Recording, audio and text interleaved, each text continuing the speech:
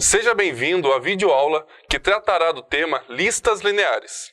Uma lista linear é uma estrutura simples que agrupa informações referentes a um conjunto de elementos que, de alguma forma, se relacionam entre si. Uma lista suporta operações simples como busca, pesquisa, inserção e remoção de um elemento. Há duas formas de implementação de uma lista, com um arranjo, onde os nós estão em posições contíguas, ou com uma lista encadeada dos nós. Nesta primeira parte da videoaula, falaremos da implementação de lista em alocação sequencial ou estática, usando um arranjo. Neste caso, o tipo abstrato de dados, lista linear, é um conjunto de elementos A1, A2 até AN, com n maior ou igual a zero, tal que n é o comprimento da lista, A1 é o primeiro elemento para n maior que zero e está na posição 0 do arranjo, e AN é o último elemento da lista. Se n é igual a zero, então temos uma lista vazia. Este exemplo ilustra uma lista linear com n igual a 6 elementos, os quais ocupam as posições 0 até 5. Observe que o tamanho máximo do arranjo é maxLista, igual a 8. As listas lineares em alocação sequencial apresentam as seguintes características. Os nós são armazenados em posições contíguas da memória, são implementadas por meio de arranjo ou vetor, portanto, sua implementação é simples, permitem acesso a seus elementos por meio de sua posição, o que é uma vantagem. Possuem dimensão máxima pré-definida. Esta característica, em particular, pode ser limitante quando se atinge o tamanho máximo definido. Por outro lado, pode levar ao desperdício, pois, para evitar a restrição anterior, se estabelece um tamanho máximo grande para o arranjo, bem maior que o tamanho efetivo da lista. A definição da estrutura de dados por uma lista linear em alocação sequencial fica assim. Observe um slide. É definido um tamanho máximo de arranjo para armazenar os elementos da lista. Os elementos da lista são organizados em um arranjo de tamanho pré-definido que denominamos de maxLista. Adicionalmente, um atributo contendo a quantidade corrente de elementos da lista, n, é incluído na estrutura, no intuito de permitir o controle do espaço máximo disponível, além de ser um indicador para saber se a lista está vazia. Também permite saber qual o endereço do último elemento e, consequentemente, da primeira posição disponível na lista. Finalmente, a lista é definida como um ponteiro à estrutura de dados, onde os elementos são agregados. Além disso, considere-se que cada nó ou elemento da lista pode ser de um tipo específico, como inteiro, real ou mesmo uma estrutura, a fim de atender às necessidades do problema a ser resolvido. No livro, são apresentados os algoritmos dos diversos métodos que implementam operações com listas. Aqui, vamos analisar o custo dessas operações. Temos aqui o esquema da operação de busca ou pesquisa em uma lista não ordenada. A operação de busca pode ter duas situações: com sucesso, quando o elemento procurado se encontra no arranjo, e sem sucesso, quando não se encontra no arranjo. É fácil ver que para encontrar o elemento 19, que está na última posição, será necessário percorrer toda a lista, sendo necessárias n comparações.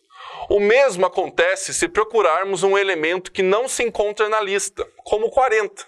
Em qualquer uma dessas situações, temos uma complexidade igual a O de n, para o pior caso.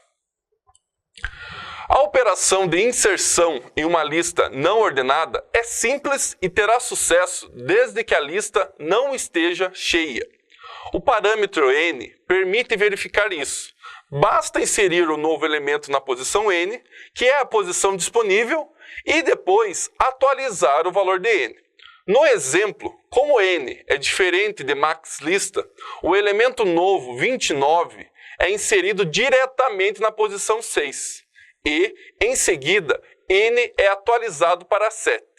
Esta operação não depende de percorrer a lista e tem custo O de 1, pois irá inserir diretamente na posição definida por n. Na operação de remoção em uma lista não ordenada, basta copiar o último elemento da lista na posição do elemento a ser removido e depois atualizar o n, não havendo necessidade de percorrer a lista. O exemplo mostra como se dá a remoção do elemento 34, transferindo o elemento da última posição da lista para a posição do elemento 34, sendo o n atualizado para 5. Esta operação tem custo O de 1. Concluindo, as listas em alocação sequencial não ordenadas permitem inserções e remoções, o que chamamos de atualizações muito rápidas. Logo, são úteis em situações onde são realizadas muitas atualizações e poucas pesquisas. Quando há necessidade de priorizar a pesquisa, é necessário manter a lista ordenada. Vamos aos exemplos. Uma vez ordenada, é possível aplicar a técnica de busca binária para encontrar o elemento 3. Compara-se com o elemento do meio da lista. Se ele não estiver nessa posição, basta ver se ele é maior ou menor do que o do meio. Como 3 é menor que 5, elimina-se a metade superior da lista do espaço de busca, porque sabe-se que ele certamente não estará nesta metade. E o processo se repete até que o elemento seja encontrado ou que não seja mais possível dividir a lista. No exemplo, divide-se novamente o espaço do 1 ao 4 ao meio e compara-se com o elemento 2. Como 3 é maior, o espaço de busca se reduz agora do 3 ao 4 e finalmente ele será encontrado.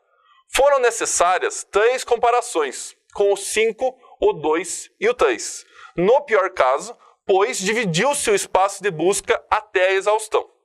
O mesmo acontece se procurarmos um elemento que não se encontra na lista, como o 10. Em qualquer uma dessas situações, temos uma complexidade igual a O log de n, para o pior caso. A operação de inserção em uma lista ordenada é simples e terá sucesso desde que a lista não esteja cheia. O parâmetro n permite verificar isso.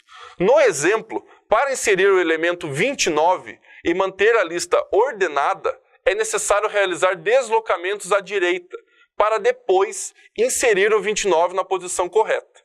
Em seguida, n é atualizado para 7.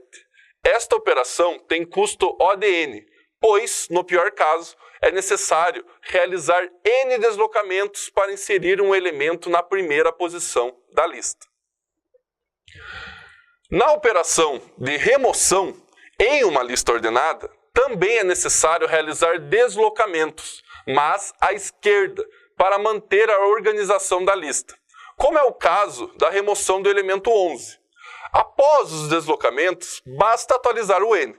Se a remoção se der na primeira posição da lista, serão necessários n deslocamentos, no pior caso. Logo, esta operação tem custo O de n.